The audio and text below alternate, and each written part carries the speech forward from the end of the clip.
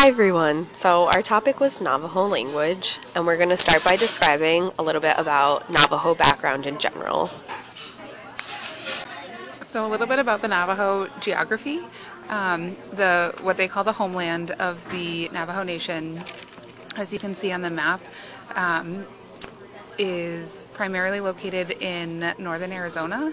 It also covers parts of southern Utah, northwestern New Mexico, and a very small area of southwestern Colorado. The Navajo population is currently over 300,000 people, but of that 300,000, only 170,000 speak Navajo, and on top of that, 7,600 are monolingual Navajo speakers. According to the U.S. Census Bureau, in 2010 and still now, Navajo is the highest spoken Native American language within the United States. Some kind of interesting facts about children speaking Navajo. In families with two bilingual parents, meaning Navajo and English-speaking parents, children are typically also bilingual, but in families with one monolingual English-speaking parent and one bilingual, Navajo and English parent, children are typically monolingual and only speak English. A little more information about the Navajo language. It was once an only oral language, and as a result, many elders currently cannot read or write the language. As you can imagine, this impacts the communication between the elders and younger generations.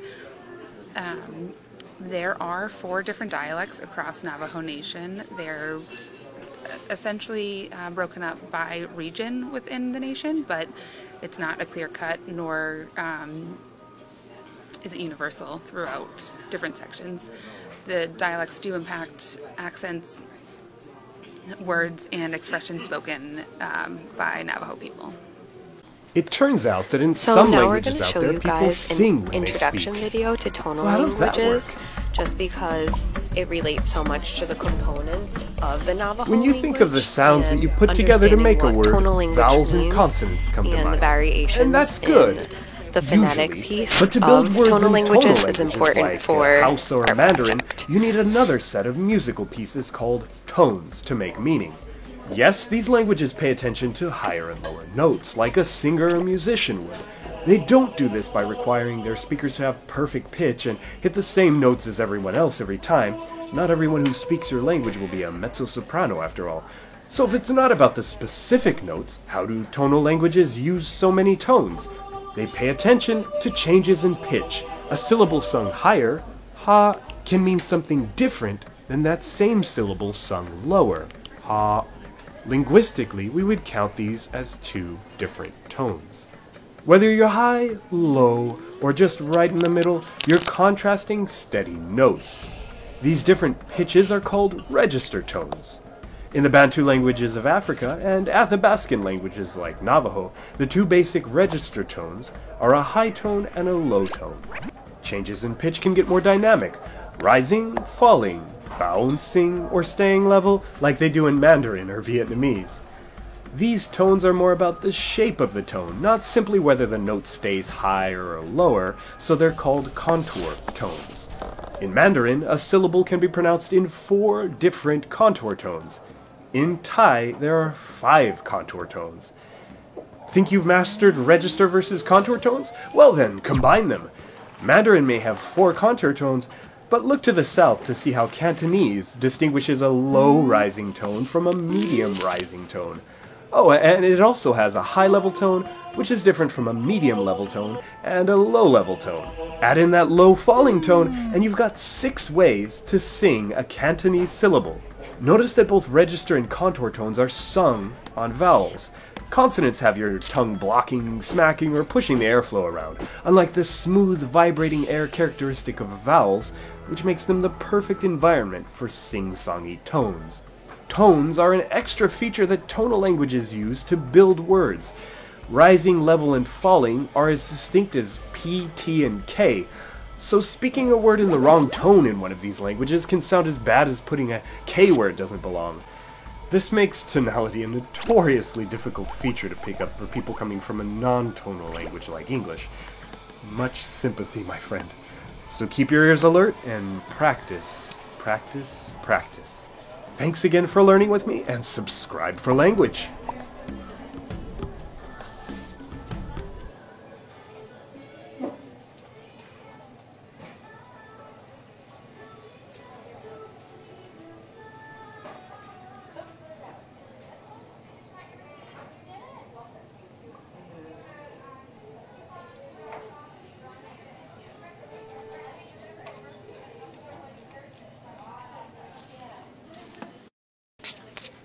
So we're going to go back to some of the information in the video just watched later in the slides.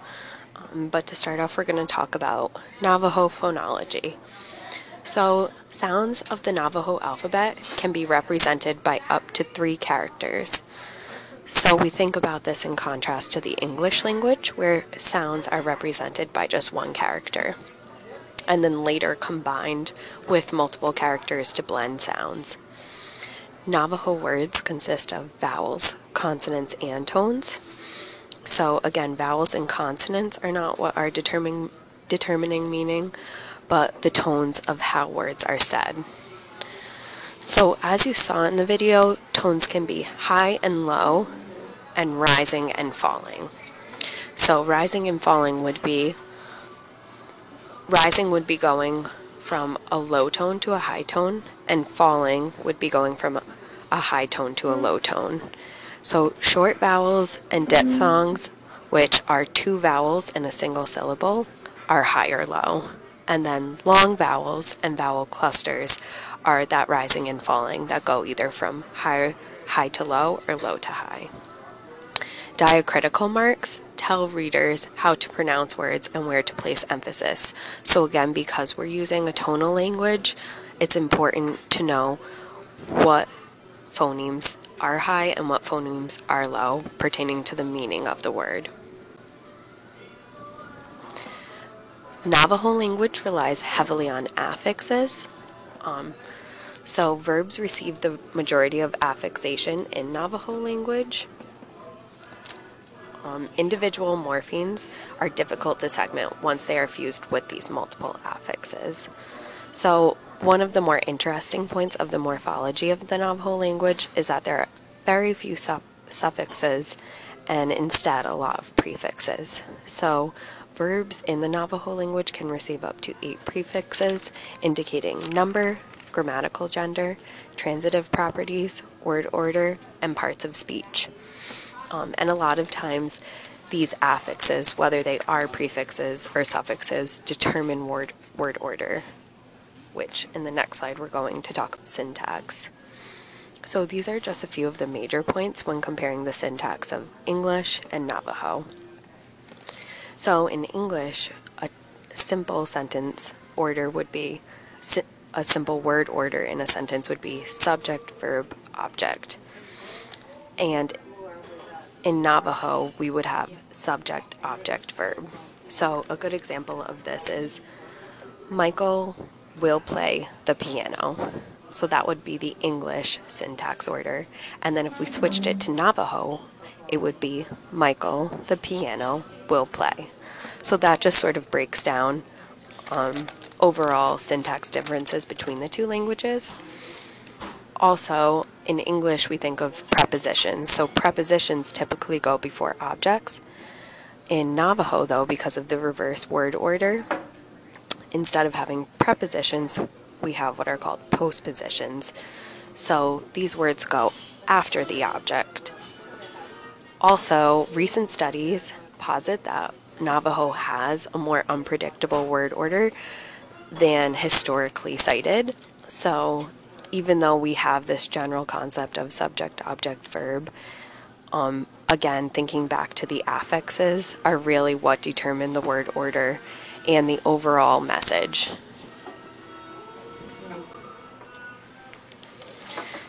And now we're going to talk about the semantics of the Navajo language. So again, going back to the video and thinking about how in tonal languages, tones determine meaning, instead of focusing on a sentence as a whole, it's really these individual tones that determine what a speaker's message is. So changes in pitch are significant in the Navajo language, and it's a lot about being able to slide your voice up and down from the high and low tones. So in Navajo, it's important, instead of being fluent and talking quickly, to vocalize slowly and produce these tones correctly, as small differences in tones can completely change the meaning of a word. And another cultural point to bring up is that this tonal languages in general can be difficult for those with hearing difficulties, and we think of older populations who naturally a lot of times lose their hearing abilities. So it can be particularly difficult and important to make sure that messages are clearly stated so that listeners are getting the correct message. So moving into a little bit about the nonverbal communication used for Navajo speakers. Direct eye contact is seen as inappropriate, especially with elders. It's more common in general to look in the direction of someone rather than directly at them. This comes into play, we'll talk a little later about in the classroom and how that can change the dynamic of the teacher-child relationship. The role of silence is also important to be noted. It's a very common aspect of communication for not only Navajo speakers but Native American in general. It can indicate a variety of meanings, so the context, again, that we've talked about in the wording, but also listening for that silence can be a sign of respect, or it can be used for emphasis, it can be used for disapproval, or simply a sign of enjoying the company of another person present. Again, this can come into play in a classroom setting, rather than a child maybe not answering because they don't know. It could be part of their cultural background. A third area is to look at time. Time is very relative, so rather than being judged by looking at your watch or clock, instead it's based on nature and need. These conversations, we'll talk again a little more, conversations aren't ended just because time has run out, but instead the conversation can continue until everybody has had a chance to say what needs to be said. So in conversation, the speaker who initiates the conversation is not actually the person who controls the conversation. Rather, that goes back to the responder. This is seen both in the word choice of the response along with the time between turn taking. So typically the speaker indicates they're done speaking before a listener becomes the speaker.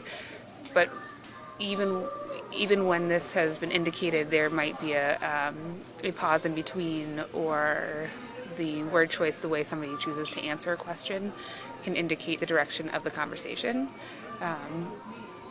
Some cultural norms that come into play here: it is typically deemed inappropriate to ask direct questions to a person that you do not know very well or an elder. Rather, you ask more general questions, and it allows the responder to take control of the conversation and answer however they see fit. It's also very uncommon to elaborately praise or discipline a child in public. It's something that is valued to do that in a quieter, more private setting. Additionally, there tends to be an underuse of greetings, farewells, and expressions of gratitude. This is very different than what we typically see in a classroom setting, especially when you have a child who has done a really sufficient job. If they've mastered a concept, praise, whether it's verbal or stickers or whatever the teacher is using, this is common. But in Navajo culture, it's more of an implied gesture that's used to express what has happened. Some classroom implications. We've talked a bit about this, but it's important for teachers to note the differences in attentiveness for these students in terms of of teachers understanding when children are paying attention rather than inaccurately assuming that they are not paying attention.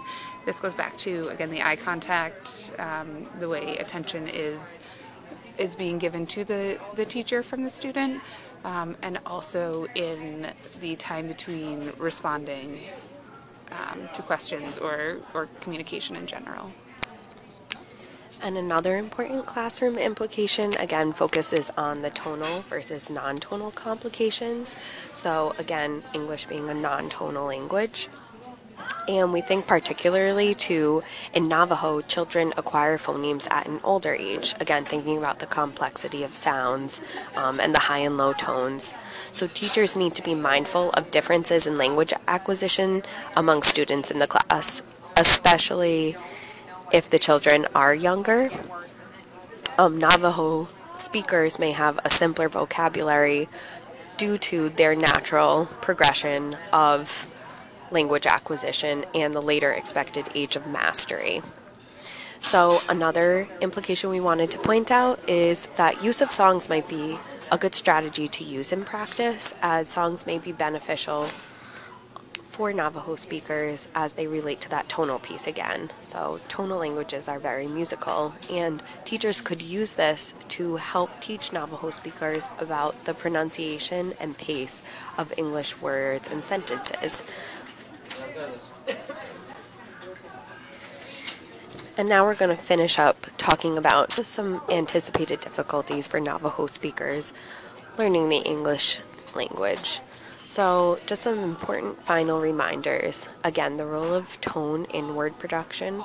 For Navajo language, tone dictates the defined meaning of a single word.